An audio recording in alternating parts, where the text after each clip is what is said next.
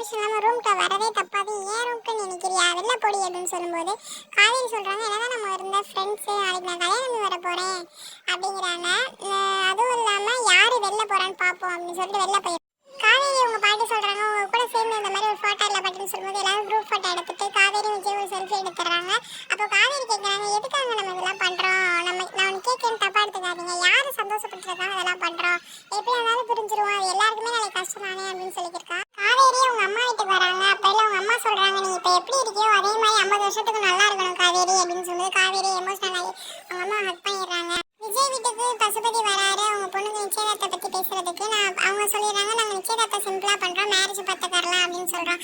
அப்போ ஓகே, கொடைக்கானல்ல நீங்கள் கல்யாணம் வச்சுக்கரலாம், 5000 பேருக்கு சொல்லுவேன், நம்ம கல்யாணத்தை ஊரே பேசணும் அப்படிங்கிற அளவுக்கு வைப்பேன் அப்படின்னு சொல்லிட்டு வரும்போது கரெக்டாக வெளில காவேரி வர